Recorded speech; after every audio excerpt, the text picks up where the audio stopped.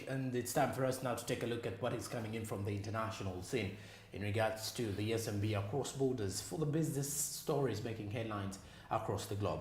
We kick-started with the United States, where its oil tumbles below US dollars 100 barrels after the Western countries plan emergency oil releases. Now, the International Energy Agency announced on Wednesday that it would supply oil market with 60 million additional barrels for crude oil from emergency stockpiles that were being highlighted there. And the Paris-based IEA, which monitors energy supplies for the world's leading developing economies, was highlighting for journalists in the forthcoming reports. And the news coming there, the news was enough to send oil prices down more than 5%. US oil tumbles around 96 US dollar barrels, that is a barrel, and then Brent crude, the global benchmark, fell towards around 101 US dollar a barrel. The 60 million barrels will be coming on top on the record, highlighting a 180 million barrels for oil. President Joe Biden announced last week that the United States would release from its strategic petroleum reserves.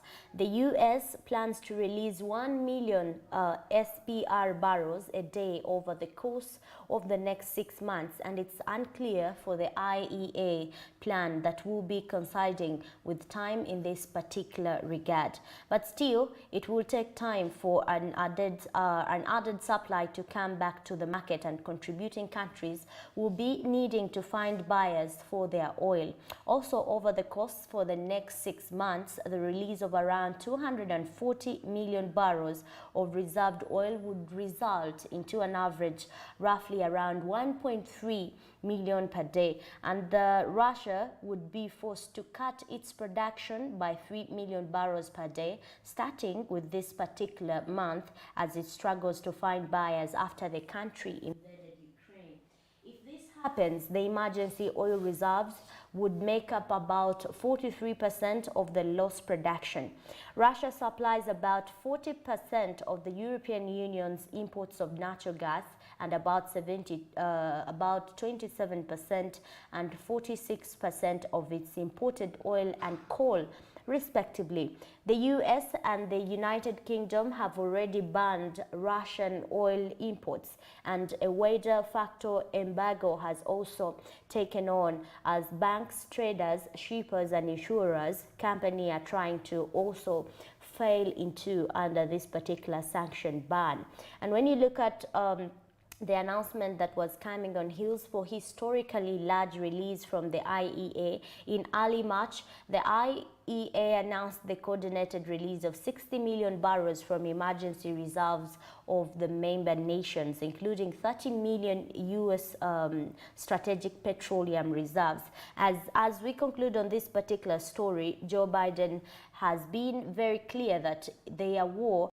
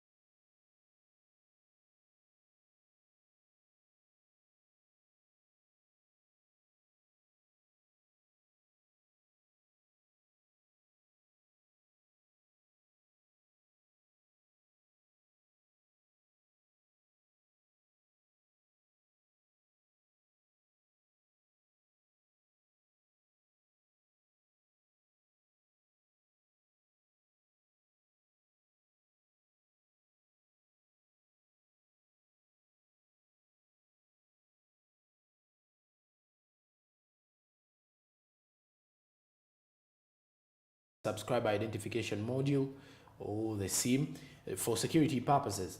For years now, Nigeria has been urging telecom companies to check the identity of the subscribers amid fears that unregistered SIM cards were being used by criminal gangs and insurgents.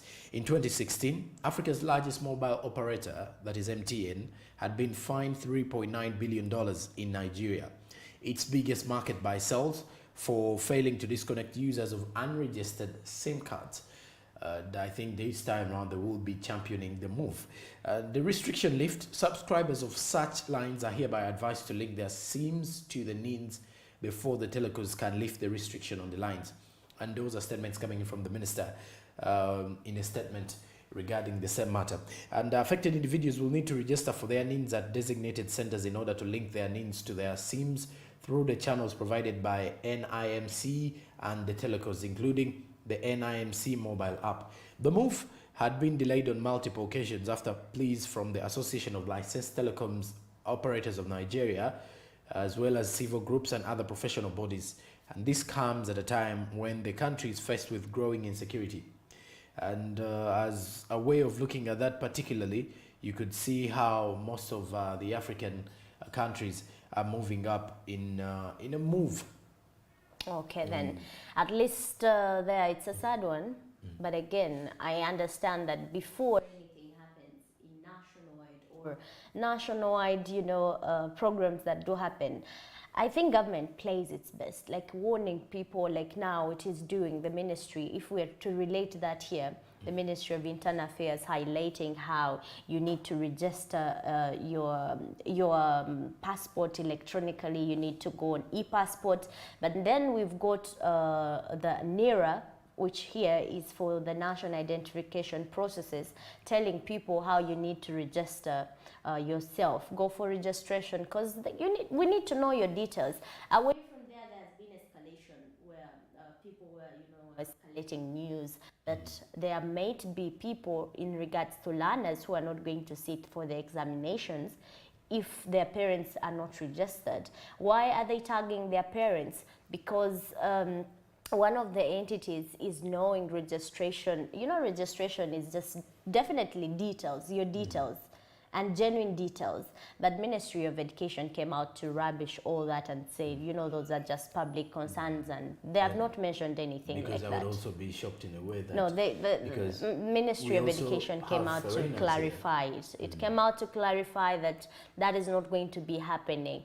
However, if you're going to be registering, you need to have your genuine results, because there are people's results who have been held. Why? Because they are registering different names. They're using different names in class. For example, JP Live, and then you tag, for example, Sonko. Whereas when you're coming to registration, you're registering another name. And this comes when your results are coming back, you register definitely, so that is going to cost you. But relatively to what you were telling us, what's happening in Nigeria, it's absurd, but again, it is for the betterment. Quite surprising that Nigeria had not yet moved for this, because I think our Ugandan government moved already, far ahead of the Nigerians. Though I still have issues with the National Identification Registration Authority. Though it has taken a step that it has closed down SIM cards for those who are not registered. It has really. Whereas that is still working here. For the SIM cards? No, yes. For now, by the way, it is rare to find a SIM card operating without... The only challenge is that you will find an individual who has almost 4 SIM cards in the same name. But in the areas to do with people buying SIM cards that are already being registered. You're supposed to buy a SIM card. If you're buying a SIM card, you need to have a national ID number. That is now mandatory with Uganda here. And also they have to take another picture of you, input your NIN and all that for the details of registration with the SIM. And away from there, we head to Nairobi, Kenya, where Visa has opened Nairobi Innovation Hub for the very first time in Africa. And global digital payment giant Visa has opened an innovation studio in Kenya, the first time in Africa to expand the reach in the region. Now the studio will bring together developers, Visa international and external clients and other partners to co-create payment and commerce solutions. Opening of the hub in Kenya is strategically to capture market as consumers switch to new payment platforms and digital wallets that could pass by card networks or slow their revenue growth. Last year, Visa partnered with Kenya's largest telco, Safaricom, to allow the firm at least in 150,000 mobile money around M-Pesa merchants to accept card payments. But Nairobi studio is the first in Africa in 6 globally after posts in Dubai, London, Miami, San Francisco, and Singapore. Now, the senior vice president ahead of Visa in sub-Saharan Africa, that is Ida Diarra, was highlighting the studio will be assisting increasing Visa market by issuing and issuing out digital and physical visas into clients. And the sub-Saharan Africa is the fastest growing region with tech survey population, as also continuing to grow digital payment adoption by majority of the people aspiring to deepen and cooperate with clients, partners in developing solutions for technology. And as we conclude on this one, Visa has previously used its existing revolution to do and design productions of Africa's market, including collaboration on Nigerian fintech Paga to develop new merchant acceptance solutions, as well as involving the QR code, also the NFC technology. When you look at across Africa, both local and multiple corporations actually and world governments are taking a move to make sure launch and innovation creators means a lot into developing new products, developing new solutions and collaborations so that the world remains globally competitive when it comes to financial and digital inclusions. So we're looking at a country like Kenya, where for the first time it has been opened, or a hub there, innovation hub has been opened, and this is coming from Visa. Visa is a very great firm. Among the top, I can say, top firms that are implementing digitalization and implementing financial inclusions around the global communities. Because so when you now, see all banks in the country also have Visa cards, just to support people in that even when you're out of the country, you can still access. But now we have a very fast hub in Africa, and that is designated more so in East African community, that is Kenya.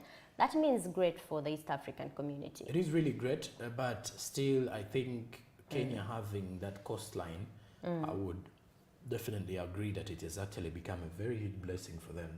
When you look at most of the offices, the mere fact that Google has offices in Kenya, you have Facebook in there, you now have Visa, you've seen almost all the American, the United States having a very huge military base in Kenya. So you can see that Kenya, in the East African community, still stands out mainly. So it is either we are supposed to always have to be on good terms with the Kenyans, regardless of the situation. So I disagree there. What needs to be done here is to make sure our country is in line. Because our country is a bit economically disorganized, our country is not stable, there is a lot of corruption, which is denying us certain opportunities like what people have there. But we'll be diving more in that. When I go there, I think Durham, it is disadvantaged. Disadvantaged? It is economic, our economy is just disadvantaged. Economic disadvantage is brought about when individuals are corrupt at some point. When we go there, I will not do some of their cross-borders. The disorganization may be hitting hard. But I do believe we're just economically disadvantaged in one or the other. Okay. Some factors that we cannot control, though the others can be controllable. Now, when you talk about corruption, it will start with us. But then there are other factors. Which other factor do you think is there that we cannot control? That we can't. Now, and do not speak about the oil prices. Okay, let's not speak of that. But now let's look at the land, the mere fact that we're landlocked. That alone, that is a factor we're supposed to live with. Maybe if at all we are to evade Kenya and create our own new map to say that we are close to the coast. But either way, that is a factor that we're going to live with. Okay, you're pinning it to the fact that we're a landlocked country and Kenya is close to the coast. Yes. When you look at Mombasa, a lot Because just comes into directly. Even the taxes wouldn't be so high on most of the imported goods. And we will get there. Well, still with the issues to do with technology, this time around we talk Samsung, as the Samsung Electronics reports 50% jump in quarterly profits.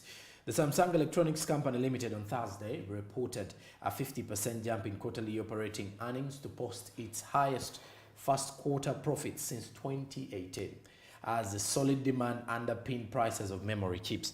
The world's largest memory chip and smartphone maker estimated first quarter profit at 14.1 trillion won, which is $11.6 billion, versus a Refinitiv Smart estimate on 13.3 trillion won, or at $10.9 billion. Revenue is revenue likely rose to 18% from the same period a year earlier to a record 77 trillion won, or $63 billion. And the company said in a short preliminary earnings release, also above market expectation. And Samsung is due to release detailed earnings on April 28th. Although chip prices dipped in the first quarter, analysts said they had held up better than expected due to solid demand, as well as cautious investment spending by chip makers and limited capacity expansion.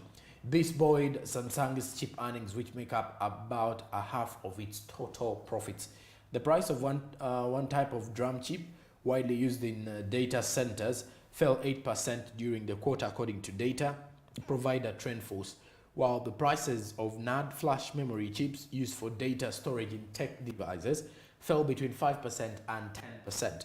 Analysts expect DRAM prices to continue to fall in the April to the June quarter, as rising inflation could potentially hurt demand for PCs, laptops, and smartphones. However, a raw material contamination in February at the NND flash chip plant owned by Japanese Kioxia and American firm Western Digital is expected to drive offsetting the effects of modestly high inventories maintained by buyers. TrendForce.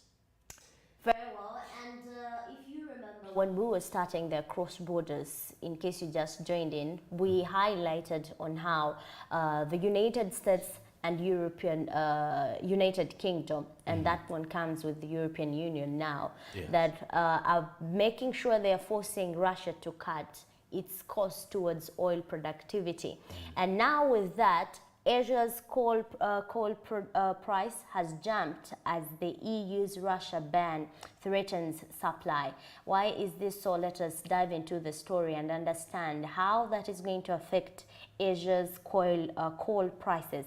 Now, the coal prices in Asia jumped as Europe's move to ban Russia imports on fuel threatened to deliver a new global supply challenge.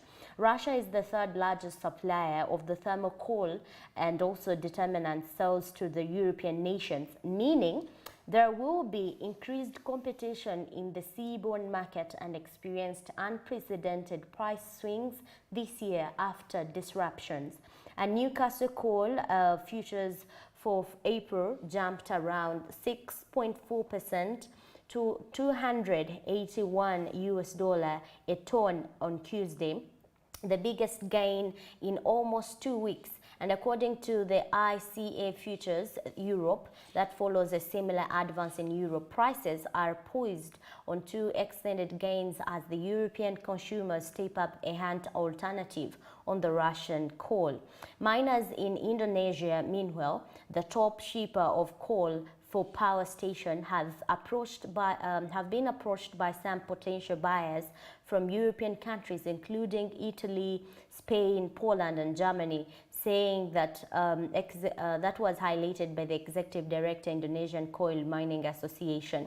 Isn't that clear for suppliers that will be able to be boosting deliveries as well as having limited space capacity and mandated to first prioritize local demand?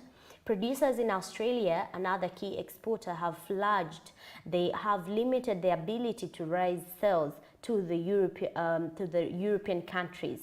And quoting here that a lack of investment in new capital and relatively demand in Asia leaves the market short of filing and gaps left by cuts to Russia exports. Australia and New Zealand Banking Group Limited strategizes around noting Russia accounted for about 18% of global export 2020. As we conclude on this, tight markets for coal and natural gas have created energy shortfall, a time at which wind and hydro have been unreliable in some regions. Europe and Asia have been hit the worst with skyrocketing prices, while there are threats of power shortages in emerging nations like Pakistan. Rising electricity demand and lack of new coal supply should keep prices elevated.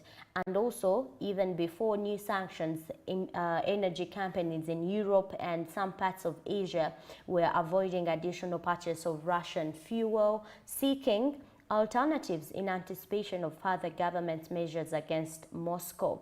And when you look at the Asian coal prices that have declined from recording the last several weeks, the COVID lockdown in China, meanwhile, the top consumer is curbing factory activities and trimming fuel demand, still benchmarking prices and more than 2.5 times higher than a year ago. So you see on how the European Union, the US and UK pressure that it has put on Russia's productivity.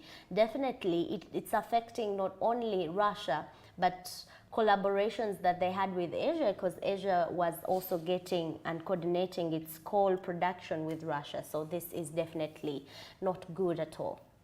True. And with the fact that the EU has always been putting on the sanctions, and just recently here yesterday is the UN Council of Human Rights is when Russia was banned out of that particular one after 93 countries voted for a yes. As of course Uganda still abstained, and then we also have other countries over, was it 53 countries that actually voted no. The 24 that abstained, still Uganda abstained. So you could see they don't want to engage into the geopolitics, but we don't want to lose Russia's collaboration, because I feel like this is just temporary at some point. The highest votes were on a yes for Russia to get banned, and it happened that particular way. So you could see it's just like it has actually turned into a situation of Russia against the entire world. You know why Uganda is voting absconding or abstaining at some point? We don't want to lose the economies or the international global support, because always at some point we tend to be on the receiving side. When we say yes, automatically but most of the African countries either abstained or voted no, because most of them abstained. And when you look at the impact of you saying yes, it's going to cost you. The impact of you saying no is going to cost you. So you either have to be neutral here. Well, that's definitely the reason. Okay. So now let's see, as we are summing up with it being Celebrity Friday, we take a look at what was coming in from last week, as Black Coffee became the very first African DJ to win a Grammy. And Black Coffee is a South African DJ and producer who won his first ever Grammy award. The Drive Hitmaker won in categories of the best dance